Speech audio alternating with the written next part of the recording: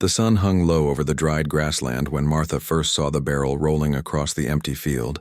and she knew right away something was terribly wrong, because barrels don't just roll by themselves in the middle of nowhere. And as she squinted, against the golden light she could make out someone clinging to it desperately, and her heart seized up the way it does when you know someone needs help. Her husband. Samuel was already dismounting from his horse before she could say a word, and he had that look on his face that she'd seen 1,000 times over their 30 years together, and it was the look that said he was going to do something, even if it meant getting himself dirty or tired or inconvenienced, because that's just who Samuel was and always had been.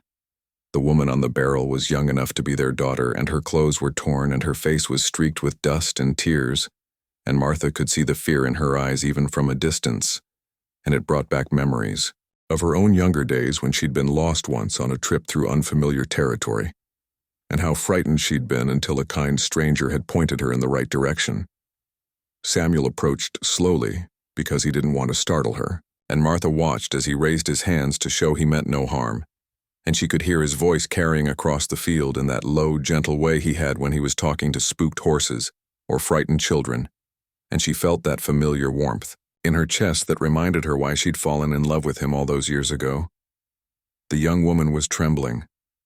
and Martha could see it even from where she stood, and she understood that kind of fear, because the world could be a harsh place, especially for a woman alone, and especially out here where help was scarce and people were scarcer, and trust was something you couldn't afford to give away freely. Samuel knelt down beside the barrel, and Martha saw him speaking softly, and the woman was shaking her head and clutching at the rough wood, and Martha understood then that whatever had happened to bring her here had been bad enough that she didn't want to let go of the only thing that had kept her safe. Martha dismounted and walked over slowly, because sometimes a woman's presence makes all the difference, and she remembered her own mother telling her that years ago when she was just a girl, and how true it had proven to be time and time again throughout her life. As she got closer, Martha could see that the woman's hands were raw and blistered from holding onto the barrel, and her arms were shaking from exhaustion, and Martha's heart ached with the kind of sympathy that only comes from having lived long enough to know that everyone has their breaking point, and this poor soul had clearly reached hers. Samuel was saying something about water and rest and safety, and Martha added her own voice to his, and she spoke about hot food and clean clothes and a soft bed, and she watched as the woman's eyes filled with fresh tears. But these were different tears, and Martha recognized them as the kind that come when you realize you're not alone anymore. The woman's name was Caroline, and she told them her story in fits and starts as they helped her back to the ranch, and it was a familiar story in many ways because the West had always been full of them, and it involved a man who'd promised her the world and then taken everything she had and left her stranded, with nothing but the clothes on her back and a barrel she'd found by the river. Martha listened without judgment because she'd learned long ago that everyone makes mistakes, and that the measure of a person isn't in whether they stumble, but in whether they get back up, and she could see that Caroline was the getting back up kind, even if she didn't know it yet herself. Samuel had already started planning in that quiet way he had, and Martha could tell by the set of his shoulders that he'd decided Caroline would stay with them for as long as she needed, and she felt a surge of gratitude for this man who'd never turned away anyone in need, even when times were tight and money was scarce.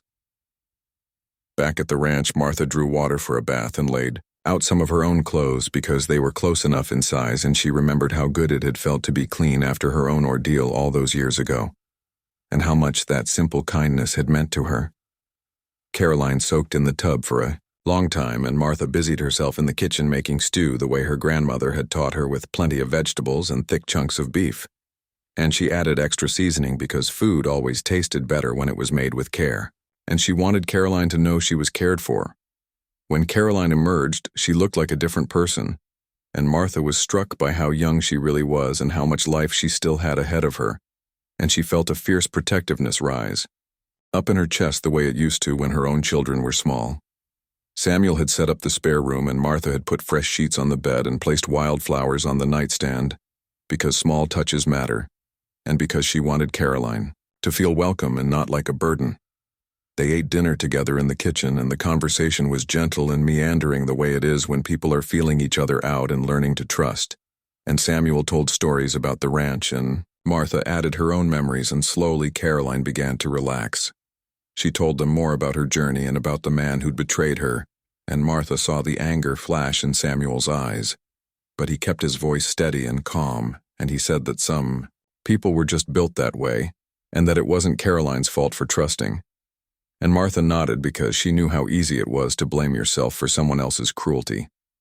Days turned into weeks, and Caroline stayed on at the ranch, and she made herself useful in 100 small ways, and Martha enjoyed having another woman around to talk to and to share the daily tasks with. And she realized how lonely she'd been without quite knowing it. Samuel taught Caroline how to ride properly, and how to mend fences, and how to read the sky for weather. And Martha taught her how to bake bread, and how to preserve vegetables, and how to tell when the chickens were about to lay. And these were simple skills, but they were valuable, and they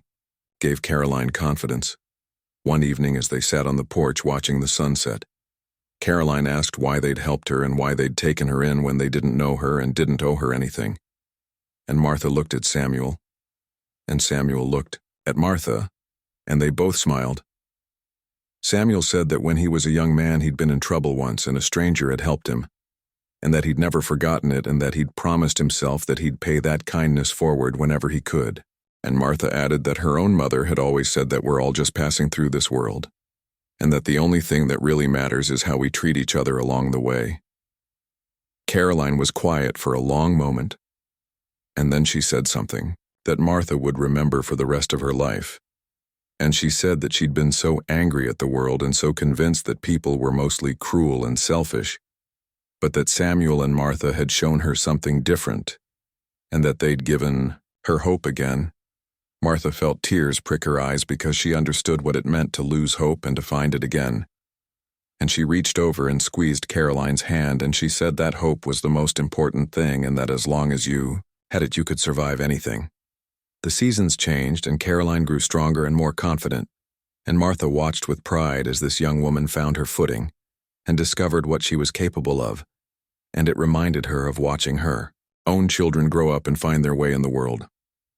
One day, a letter arrived from back east, and it was from Caroline's sister, and it said that their father was ill, and that Caroline should come home if she could, and Martha saw the conflict in Caroline's eyes because she wanted to go, but she was afraid of leaving the safety she'd found at the ranch Samuel. And Martha talked it over that night, and they both knew what needed to be done. And the next morning, Samuel hitched up the wagon and told Caroline he'd take her to the train station in town, and that they'd make sure she had enough money for the journey, and for whatever she might need when she got there. Caroline protested because she didn't want to take their money, and she said she'd already imposed on them too much, but Martha wouldn't hear of it. And she said that you don't help someone halfway and then stop, and that they were going to see this through to the end at the train station. Caroline hugged them both, and she was crying, and Martha was crying too.